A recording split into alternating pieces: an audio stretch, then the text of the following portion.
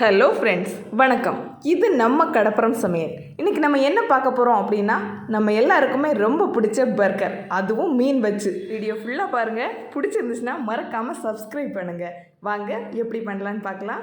First ஒரு பவுல் எடுத்துகிட்டு இது மீன் பொரிக்கத்தக்க மசாலா ரெடி பண்ணுறோம். ஃபஸ்ட்டு ஒரு 2 கரண்டி மிளகாத்தூள், 1 spoon chilli chicken masala, 1/2 spoon மஞ்சள் தூள், 1 ஸ்பூன் ஜீரகத்தூள், 1 ஸ்பூன் மிளகுத்தூள். மிளகு மட்டும் கொஞ்சம் ஜாஸ்தி எடுத்துக்கோங்க, அப்போ மீன் பொரிக்கும் போது ஸ்மெல் நல்லாவே இருக்குங்க. உப்பு 1 ஸ்பூன். இது நான் எடுத்துருக்க மீனுக்கு கரெக்டாக இருக்கும், நீங்கள் பார்த்து சேர்த்துக்கோங்க. கொஞ்சமாக தண்ணி தெளித்து இதை கலந்து வச்சிடலாம். இப்போ மசாலா ரெடியாக இருக்குது. மீன் எல்லாம் நான் கொஞ்சம் சின்ன சைஸ் மீன் தாங்க எடுத்திருக்கேன்.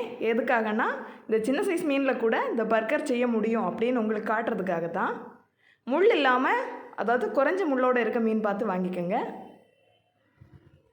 இப்போது அடுப்பை பற்ற வச்சு ஒரு 2லேருந்து 3 கரண்டி எண்ணெய் சேர்த்து நம்ம மீனெல்லாம் உள்ளே சேர்த்துடலாம்.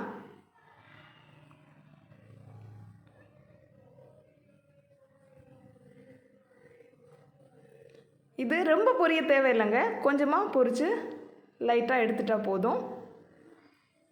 இப்போது முள்ளெல்லாம் இல்லாமல் மீனை உதிர்த்து தனியாக எடுத்துட்டோம். இதை பவுலுக்கு மாற்றிடலாம். ஒரு வெங்காயம் பொடி பொடியாக கட் பண்ணியிருக்கேன், அதையும் சேர்த்துடலாம். ஒரு பச்சை மிளகா, அதுவும் பொடி பொடியாக கட் பண்ணி அதையும் சேர்த்துடலாம். இப்போது இதோட வேக வச்ச உருளைக்கிழங்கு நான் 1 எடுத்திருக்கேன். இது சேர்த்து மசிக்கும் போதே அது மசிஞ்சிரும். வேக வச்ச கேரட், இது கூட 1 தாங்க. உங்களுக்கு கேரட் வேண்டான்னா நீங்கள் இதை அவாய்ட் பண்ணிடலாம்.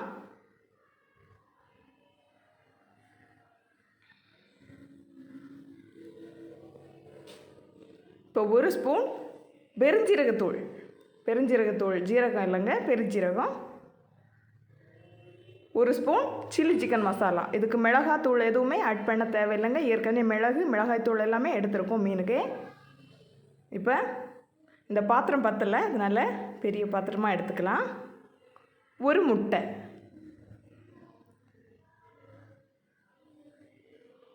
ஒரு 3 ஸ்பூன் கார்ன்ஃப்ளவர் மாவுங்க. எல்லாம் சேர்த்து இதை கலந்து எடுத்துக்கலாம். இப்போது நமக்கு ரெடியாக இருக்குது. இந்த டைமில் உப்பு சேர்த்துக்கலாம். உப்பு மட்டும் பார்த்து சேர்த்துக்கோங்க.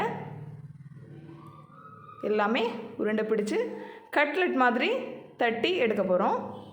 அதுக்கு அடுப்பை பற்ற வச்சு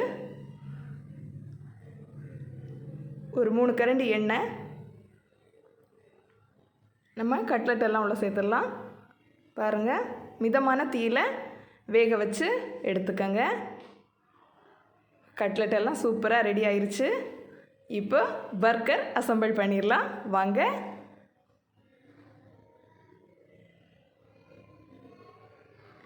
தக்காளி நைஸாக ஸ்லைஸ் பண்ணிக்கோங்க. எவ்வளோ தின்னா முடியுமோ அவ்வளோ தின்னா ஸ்லைஸ் பண்ணிங்கன்னா நல்லாயிருக்கும். குடமிளகா,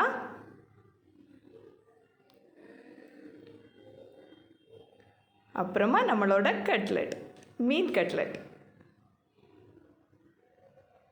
ரொம்பவே சூப்பராக இருக்குங்க. ட்ரை பண்ணி பாருங்கள், அவ்வளோ அட்டகாசமாக இருக்கும். வெங்காயம் எல்லாமே முடிஞ்ச வரைக்கும் தின்னா ஸ்லைஸ் பண்ணிக்கோங்க. வெள்ளரிக்காய்,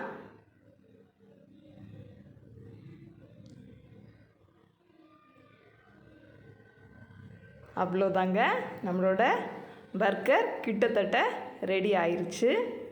இந்த டைமில் இப்போ நம்ம பேக்கரிகளெல்லாம் வாங்கினா என்ன பண்ணுவாங்கன்னா, அவங்க அப்போவே சூடாக எடுத்து தருவாங்க, ரொம்பவே ஹீட்டாக இருக்கும். அது நம்ம வீடுகளில் பண்ணும்போது பன் பேக்கரியில் வாங்கும்போது அது ரொம்ப ஹார்டாக இருக்கும்.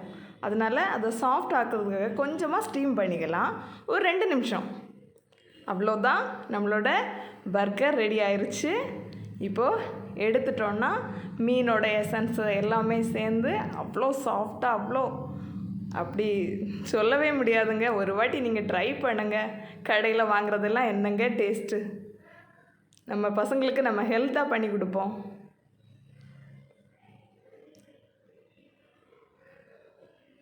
சூப்பராக ரெடி ஆயிடுச்சுங்க நம்மளோட பர்கர். மறக்காமல் ட்ரை பண்ணுங்கள். உங்களோட கமெண்ட்ஸ் எல்லாம் எங்களோட கமெண்ட் பாக்ஸில் மறக்காமல் சொல்லுங்கள்.